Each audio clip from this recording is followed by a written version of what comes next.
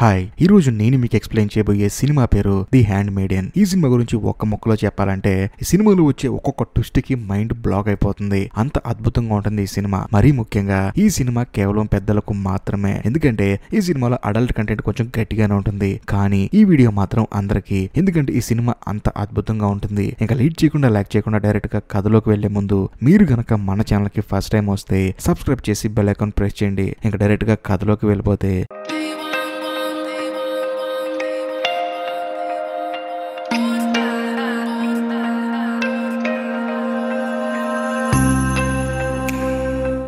ఈ cinema ఓపెనింగే Japan వాళ్ళ పరిపాలనలో ఉన్న కొరియాని చూపిస్తూ ఉంటారు. అక్కడ ఏంటంటే మన కథలో హీరోయిన్ చూపిస్తూ ఉంటారు. సో హీరోయిన్ ఏంటంటే బాగా డబ్బున్న ఒక జపాన్ వాళ్ళ ఇంట్లో పని మనిషి కావాలని చెప్పి అనడంతో హీరోయిన్ ఆ ఇంట్లో పని చేయడానికి వెళ్తుంది. సో దాంతో వాళ్ళ ఇంట్లో ఉన్న కుటుంబ సభ్యులందరూ హీరోయిన్ కి సెండ్ ఆఫ్ ఇస్తూ ఉంటారు. అదే సమయంలో హీరోయిన్ వాళ్ళ పిన్ని ఏంటంటే తన హెయిర్ పిన్ తీసి హీరోయిన్ కి ఇస్తుంది. ఆ తర్వాత హీరోయిన్ వాళ్ళ ఇంటికి వెళ్తుంది. సో ఆ డబ్బున్న వాళ్ళ ఇంటికి వెళ్ళేసరికి బాగా లేట్ అయిపోతుంది. అదే సమయంలో ఆ ఇంట్లో పనిచేసి ఒక ముసలావిడ వచ్చేసి ఇల్లంతా చూపించి నీ పక్క రూము అమ్మగారి రూము, ఆవిడ ఎప్పుడు పిలిస్తే అప్పుడు ఆవిడ దగ్గరికి వెళ్ళని చెప్పేసి హీరోయిన్ ని పడుకోమంటుంది. సో దాంతో హీరోయిన్ పడుకుంటుంది. కట్ చేస్తే హీరోయిన్ పడుకున్న వెంటనే ఆ పక్క రూమ్ లో ఉన్న డబ్బున్న ఆవిడ ఏంటంటే కేకలేస్తూ ఉంటుంది. ఏంటని చెప్పేసి హీరోయిన్ వెళ్తే ఆవిడేమంటుందంటే, ఈ రోజు అమావాస్య, ఇదే రోజు మా పిన్ని చచ్చిపోయింది, అది కూడా ఆ ఎదురుగా ఉన్న చెట్టు కూరేసుకొని చచ్చిపోయింది, ఆవిడ నా కల్లోకి వచ్చిందని చెప్పేసి ఆవిడ భయపడుతూ ఉంటుంది. కట్ చేస్తే కొంతసేపటికి ఏంటంటే ఆ డబ్బున్న ఆవిడ ఏంటంటే హీరోయిన్ పక్క వచ్చి పడుకుంటుంది. ఆ మరుసటి రోజు ఏంటంటే హీరోయిన్ తన రికమెండేషన్ లెటర్ తీసుకొచ్చి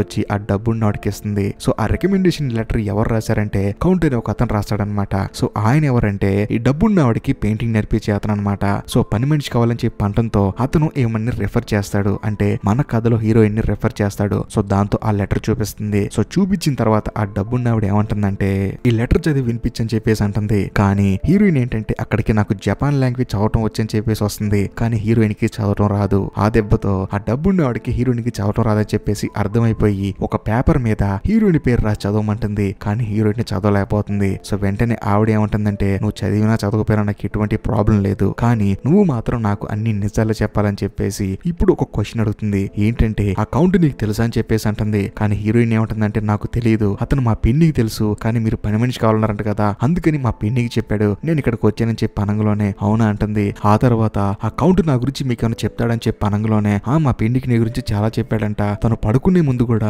మిమ్మల్ని ఊహించుకొని పడుకుంటాడంట అని చెప్పి అనంగలోనే ఆ డబ్బుని ఆవిడ నవ్వుతుంది. సో దీన్ని బట్టి మనకు అర్థమైంది ఏంటంటే ఆ కౌంట్ అంటే ఈవిడికి చాలా ఇష్టం. కట్ చేస్తే ఆ మరుసటి రోజు ఏంటంటే హీరోయిన్ నిద్రలేసి చూసే లోపు ఆ డబ్బుని ఆవిడ ఏంటంటే పక్కనున్న వాళ్ళ ఇంటికి వెళ్తుంది అనమాట. సరే అని చెప్పేసి హీరోయిన్ ఏం చేస్తుందంటే బాగా రెడీ అయిపోయి ఆ డబ్బుని ఆవిడ దగ్గరికి వెళ్తుంది అనమాట. సో వెళ్ళి చూస్తే ఆవిడ ఏంటంటే కింద కూర్చొని ఉంటుంది. అంతేకాకుండా వాళ్ళ అంకుల్ పైన కూర్చొని బుక్ చదువుతూ ఉంటాడు. సో దాంతో హీరోయిన్ లోపలికి వెళ్తుంటే వాళ్ళ అంకుల్ ఏంటంటే పని మనుషులు ఇక్కడ రాకూడదని చెప్పేసి గట్టిగా అరిచి అక్కడి నుంచి పంపించేస్తాడు. సో దాంతో హీరోయిన్ బయటకు వచ్చేస్తుంది. ఆ తర్వాత ఆ మరుసటి రోజు ఏంటంటే హీరోయిన్ అలాగే హీరోయిన్ తో పాటు పనిచేసే వాళ్ళందరూ కలిసి అక్కడ భోజనం చేస్తూ ఉంటారు. అదే సమయంలో అక్కడ ఉన్న వాళ్ళందరూ ఏంటంటే రేపు కౌంట్ వస్తున్నాడంట అని చెప్పేసి మాట్లాడుకుంటూ ఉంటారు. సో దాంతో హీరోయిన్ ఏం చేస్తుందంటే ఆ మరుసటి రోజు డబ్బున్న వాడికి స్నానం చేపించేటప్పుడు ఈ విషయం చెప్తుందన్నమాట. సో దాంతో ఆవిడ కూడా ఎంతగానో ఆనందపడుతుంది. అదే సమయంలో ఆ డబ్బున్న వాడికి ఏంటంటే పంటి నొప్పిగా ఉందని చెప్పేసి హీరోయిన్ కి చెప్తుంది. సో దాంతో ఆ పంటి నొప్పికి నేను ఒక మందు తీసుకొస్తానని చెప్పేసి హీరోయిన్ వెళ్ళి ఒక మందు తీసుకొచ్చి తన పంటి మీద వేలితో పెడుతుంది. అదే సమయంలో ఆ డబ్బున్న ఆవిడ ఏంటంటే హీరోయిన్ వైపు అదోలా చూస్తూ ఉంటుంది. అంతేకాకుండా హీరోయిన్ కూడా తన వైపు చూస్తూ ఉంటుంది. అలా వీళ్ళిద్దరూ చూసుకున్న కొంతసేపటికి హీరోయిన్ రియలైజ్ అయిపోయి ఇప్పుడు ఎలా ఉంది, నొప్పి తగ్గిందని చెప్పి అనంగలోనే ఆ డబ్బున్న ఆవిడ నొప్పి తగ్గిందంటుంది. కట్ చేస్తే ఆ తర్వాత ఏంటంటే బాగా డ్రెస్అప్ అయిపోయి రెడీ అయిపోయి కూర్చుంటుంది. అదే సమయానికి అక్కడికి ఆ కౌంట్ వస్తాడనమాట. సో వచ్చిన తర్వాత డైరెక్ట్ గా ఆ డబ్బున్న ఆవిడ దగ్గరికి వచ్చి పెయింటింగ్ ఏమంటాడు. సో దాంతో ఆవిడ కూడా పెయింటింగ్ వేస్తుంది. ఆ తర్వాత మీ పెయింటింగ్ స్కిల్స్ బాగా ఇంప్రూవ్ అయ్యాయని చెప్పేసి తనని పొగుడతాడు. అదే సమయంలో గోడ పక్కన హీరోయిన్ నుంచి ఉంటుంది. సో హీరోయిన్ దగ్గరికి వచ్చి నువ్వేనా కొత్తగా పనిలో జాయిన్ అయింది, నిన్ను పనిలో పెట్టించిందే నేను, నా పేరు నిలబెట్టని చెప్పి అనంగలోనే హీరోయిన్ కూడా సరే అంటుంది. ఆ తర్వాత అక్కడి నుంచి ఆ డబ్బున్న ఆవిడ వెళ్ళిపోతుంది. కట్ చేస్తే ఈ కౌంట్ కి ఏంటంటే సపరేట్ గా ఒక విడిది రూమ్ ఇస్తారనమాట. అక్కడికి వెళ్ళి ఫ్రెష్ అవ్వమంటారు. దాంతో తాను కూడా అక్కడికి వెళ్తాడు. అదే రూమ్ కి ఏంటంటే హీరోయిన్ వెళ్తుంది. సో వెళ్ళిన తర్వాత ఆ కౌంట్ ఏంటంటే తలుపేయమంటాడు. హీరోయిన్ హీరోయిన్ కూడా తలుపేస్తుంది. కట్ చేస్తే ఇప్పుడు ఒక అదిరిపోయే ట్విస్ట్ రివీల్ అవుతుంది. ఏంటంటే ఈ హీరోయిన్ ఉంది కదా, ఈ అమ్మాయి ఏంటంటే ఇళ్లలో పనిచేసే అమ్మాయి కాదు, తను ఒక పెద్ద దొంగ అనమాట.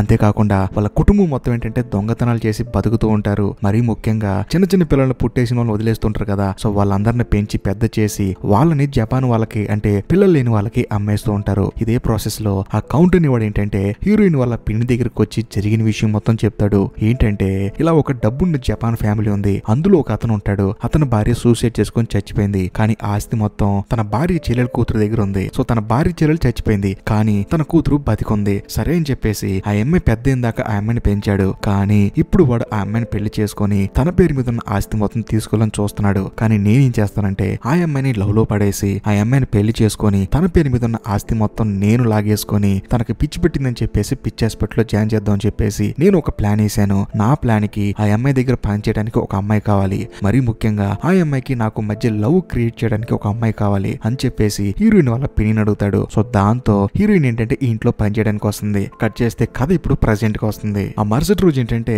ఆ కౌంట్ కి వీళ్ళందరూ డిన్నర్ ఏర్పాటు చేస్తారు. సరే అని చెప్పేసి ఆ డబ్బున్నవాడు వాళ్ళ అంకులు ఆ తర్వాత కౌంట్ భోజనం చేస్తూ ఉంటారు. అదే సమయానికి ఈ డబ్బున్నవాడ బాగా డ్రెస్అప్ అయిపోయి కిందకి దిగుతూ ఉంటుంది. ఓ పక్క హీరోయిన్ నీ డ్రెస్ లో ఎంతో బాగున్నావు అని చెప్పంటుంది. అంతేకాకుండా అక్కడికి వెళ్ళిన తర్వాత కౌంట్ లెగిసి నుంచొని నువ్వు చాలా అందంగా ఉన్నావు అని చెప్పంటాడు. మరో పక్క ఏంటంటే ఆ డబ్బున్న అమ్మాయి వాళ్ళ అంకుల్ ఏంటంటే ఆ కౌంట్ వైపు చూస్తూ ఉంటాడు. ఆ తర్వాత ఆ డబ్బున్న అమ్మాయి ఏమంటుందంటే నాకు కొంచెం తలనొప్పి ఉందని చెప్పేసి రూమ్ లోకి వెళ్ళిపోతుంది. వెళ్ళిన తర్వాత ఆ డబ్బున్న ఆవిడ ఏంటంటే కొంతసేపు ఆలోచించి హీరోయిన్ కి కొత్త కొత్త బట్టలు ఇచ్చి ఇవి వేసుకో అని చెప్పి అంటుంది. సో హీరోయిన్ కూడా సరే అని చెప్పేసి వేసుకుంటుంది. ఆ తర్వాత ఆ డబ్బున్న ఆవిడ ఏమంటుందంటే ఈ డ్రెస్ లో నువ్వు ఎంత అందంగా ఉన్నావు తెలుసా, నీకు విషయం చెప్పాలి, నేను ప్రతిరోజు పడుకునే ముందు నీ గురించి ఆలోచించి పడుకుంటున్నాను, ఎందుకంటే నువ్వు అంత అందంగా ఉన్నావు అని చెప్పి అనంగలోనే హీరోయిన్ కూడా అర్థమైపోతుంది ఈవిడ తనని ఇష్టపడుతుందని చెప్పేసి. అంతేకాకుండా హీరోయిన్ నువ్వు అంటే నాకు ఇష్టం అని చెప్పదు కానీ హీరోయిన్ కూడా ఆవిడని ఇష్టపడుతుంది. గట్టిగా మాట్లాడితే వీళ్ళిద్దరు పూర్తిగా లెస్బియన్స్ గా మారిపోయి ఒకరినొకరు ఇష్టపడుతూ ఉంటారు. కట్ చేస్తే ఆ మరుసటి రోజు ఏంటంటే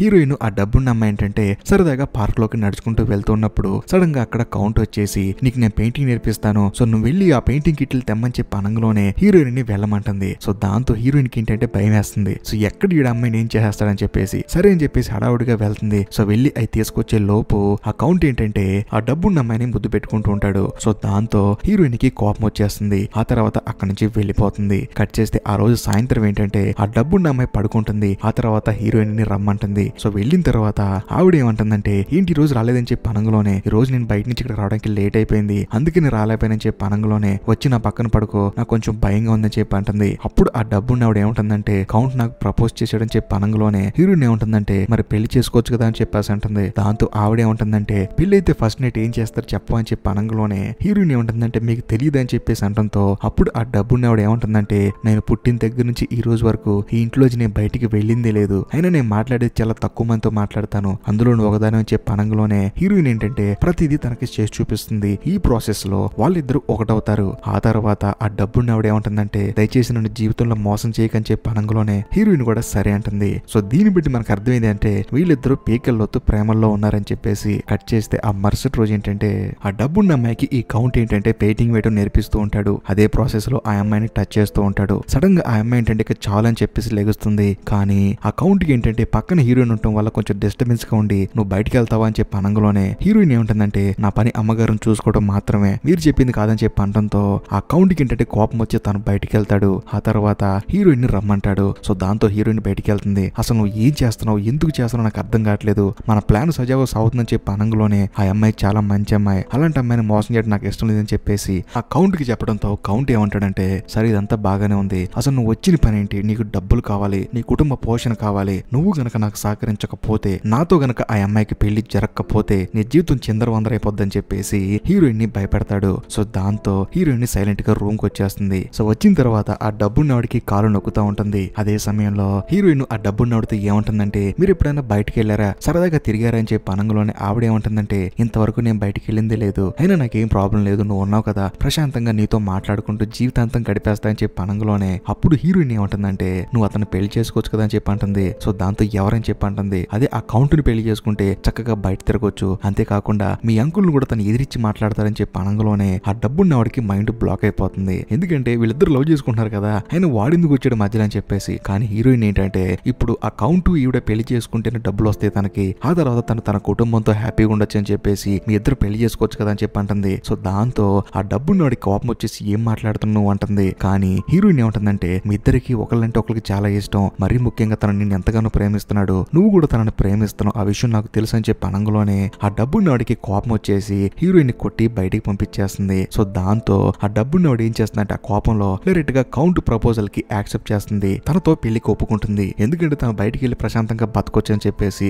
కట్ చేస్తే కొన్ని రోజులకి ఏంటంటే ఆ డబ్బున్న అమ్మాయి వాళ్ళ అంకుల్ ఏంటంటే ఏదో పని మీద వారం రోజులు బయటికి వెళ్తాడు. సో ఇదే మంచి సమయం అనుకొని ఆ కౌంట్ ఏంటంటే ఈ డబ్బున్న అమ్మాయిని ఆ తర్వాత హీరోయిన్ ని తీసుకొని వీళ్ళ ముగ్గురు ఏంటంటే సెపరేట్ గా వేరే ఊరు పారిపోతారు. ఆ తర్వాత అక్కడ ఒక ఫారెస్ట్ లో ఒక ఇల్లు రెంట్ కి తీసుకొని పక్కన ఒక గుళ్ళో పెళ్లి చేసుకుంటారు. ఆ తర్వాత ఆ కౌంట్ ఏంటంటే ఆ డబ్బున్న అమ్మాయికి పెళ్లి రోజు చిన్న గిఫ్ట్ ఒకటి ఇస్తాడు. సో దాంతో తాను కూడా ఆ గిఫ్ట్ తీసుకుంటుంది. కట్ చేస్తే వాళ్ళిద్దరు ఏంటంటే సెపరేట్ గా పడుకుంటారు. ఆ మరుసటి రోజు ఏంటంటే కౌంట్ హీరోయిన్ తో ఏం చెప్తాడంటే ఈ రోజు సాయంత్రం తనని పిచ్చి ఆసుపత్రిలో జాయిన్ చేస్తాను కాబట్టి నువ్వు కూడా కొంచెం తనతో సరదాగా ఉండని చెప్పి అనగలోనే హీరోయిన్ ఏం చేస్తుందంటే తనతో సరదాగా ఉంటుంది. అదే ప్రాసెస్ లో ఆ డబ్బున్న అమ్మాయి ఏమంటుందంటే హీరోయిన్ తో అవును ఎప్పుడు చూసినా నువ్వు పాత బట్టలో ఉంటావు, మంచి బట్టలు ఒకసారి వేసుకో, నేను ఒకసారి నీ ఇంట్లో పని మనిషిగాను నువ్వు ఒక యజమానిగా ఉంటే బాగుంటుందని చెప్పేసి ఒక గేమ్ ఆడదాం అని చెప్పేసి బట్టలు వేసుకోమంటుంది. సరే అని చెప్పేసి తాను కూడా హీరోయిన్ ఏంటంటే కొత్త బట్టలు వేసుకుంటుంది, ఆ అమ్మాయి పాత బట్టలు వేసుకుంటుంది. ఆ తర్వాత వీళ్ళిద్దరు ఆడుకుంటున్నప్పుడు హీరో ఏంటంటే సరదాగా మనం బయటికి వెళ్దాం అని చెప్పేసి కార్ తీసుకొస్తాడు. ఆ తర్వాత వీళ్ళ ముగ్గురు కలిసి ఒక కారులో వెళ్తారు. సో వెళ్ళి చూస్తే అది ఒక మెంటల్ హాస్పిటల్ కి వెళ్ళిన తర్వాత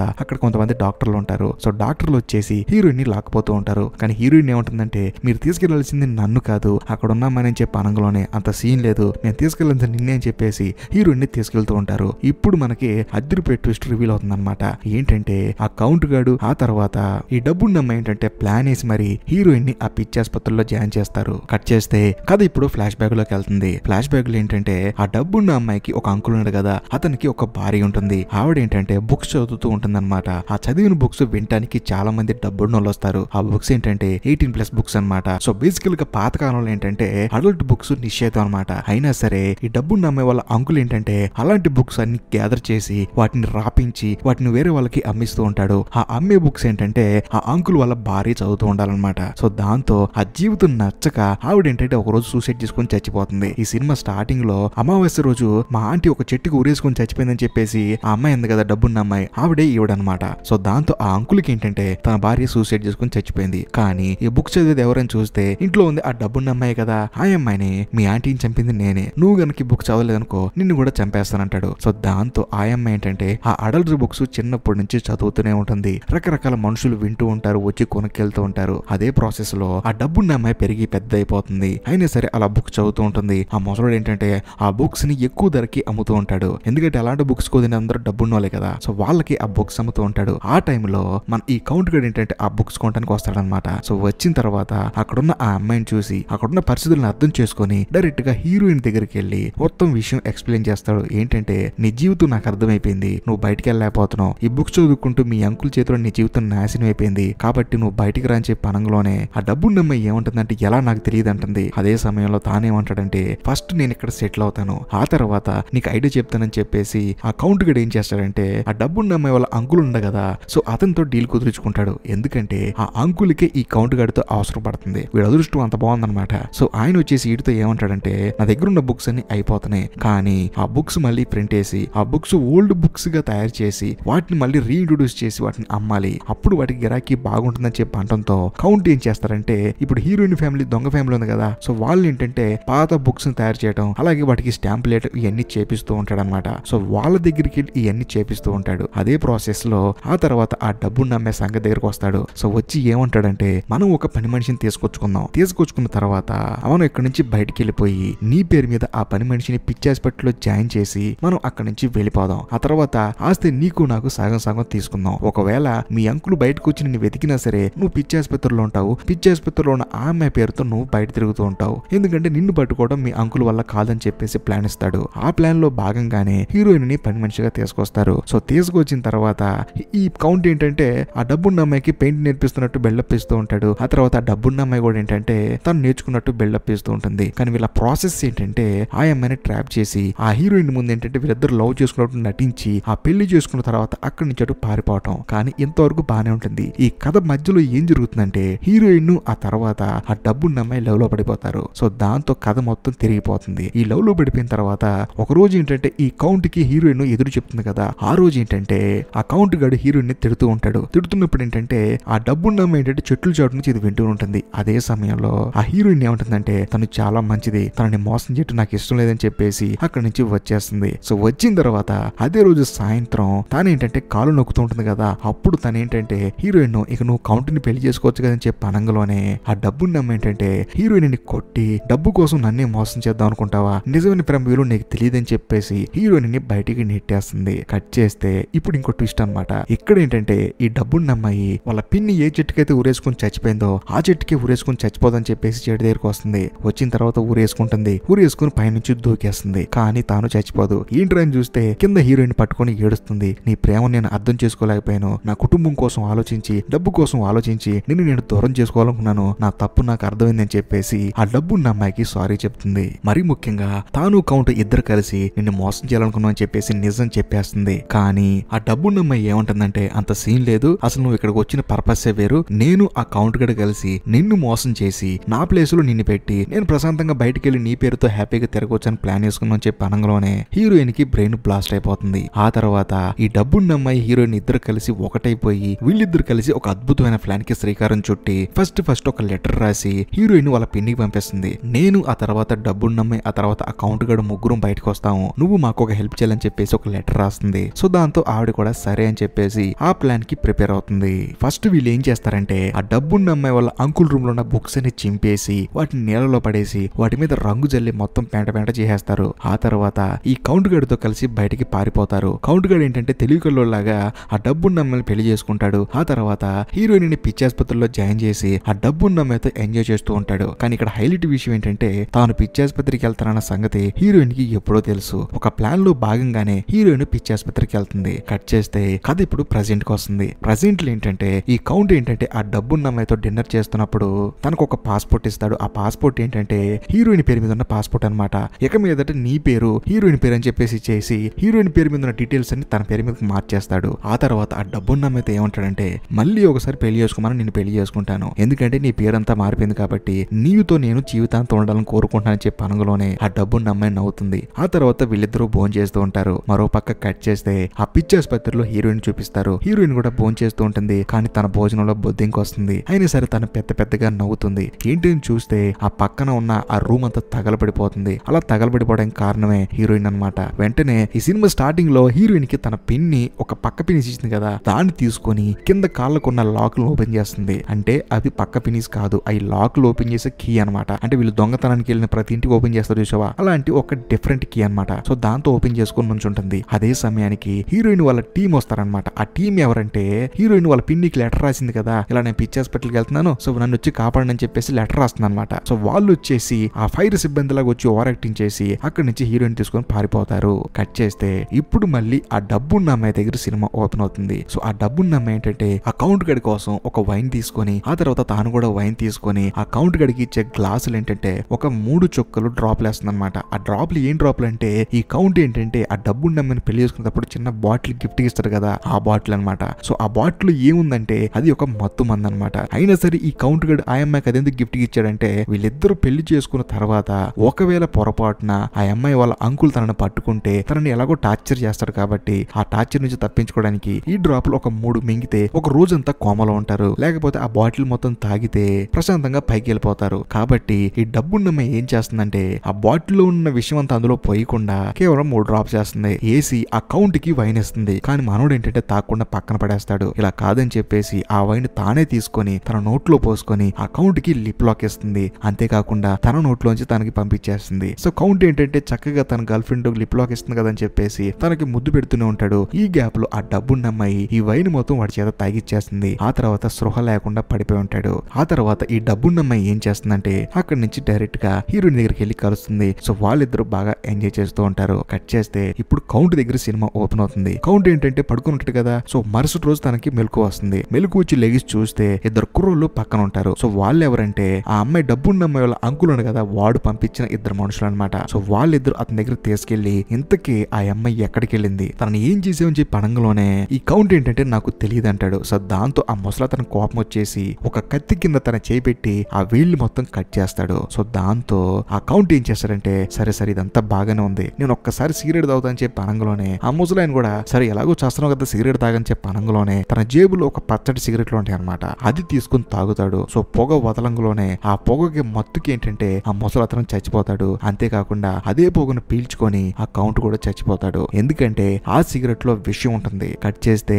మరో పక్క ఏంటంటే హీరోయిన్ ఆ తర్వాత ఆ డబ్బున్న అమ్మాయి బాగా ఎంజాయ్ చేస్తూ ఉంటారు. వాళ్ళిద్దరు కలిసి ఒక షిప్ లో వేరే కంట్రీకి పారిపోతూ ఉంటారు. ఎందుకంటే హీరోయిన్ ఆ తర్వాత ఈ డబ్బున్న అమ్మాయి ఏంటంటే ఎప్పుడైతే మన ఇద్దరం బయటికి వెళ్ళిపోదాం చెప్పేసి ఇద్దరు ప్లాన్ వేసుకుంటారో ఆ తర్వాత వాళ్ళ పిన్నికి లెటర్ రాస్తారు కదా, ఆ లెటర్ లో వీళ్ళిద్దరికి పాస్పోర్ట్లు రెడీ చేసి పెట్టని చెప్పేసి రెడీగా ఉంచుకుంటారనమాట. సో దాంతో వాళ్ళ పిన్ని కూడా పాస్పోర్ట్లు రెడీ చేస్తుంది. వాళ్ళ పిన్నికి కొంచెం డబ్బులు ఇచ్చేసి ఆ తర్వాత హీరోయిన్ ఆ డబ్బున్న అమ్మాయి ఏంటంటే ప్రశాంతంగా షిప్ లో వేరే కంట్రీకి వెళ్ళిపోతూ ఉంటారు. ఇంతటితో సినిమా అయిపోతుంది. సో నేను గనక ఈ మూవీని బాగా ఎక్స్ప్లెయిన్ చేశాను, ఈ సినిమా మీకు బాగా అర్థమైంది అనుకుంటే ఖచ్చితంగా కామెంట్ చేయండి. ఒకవేళ అర్థం కాలేదురా బాబాయ్ ఏంటిది అనిపిస్తే దాన్ని కూడా కామెంట్ చేయండి. ఇంకా మరీ ముఖ్యంగా మన ఛానల్ ని సబ్స్క్రైబ్ చేసి బెల్ ఐకాన్ ప్రెస్ చేయండి. బాయ్.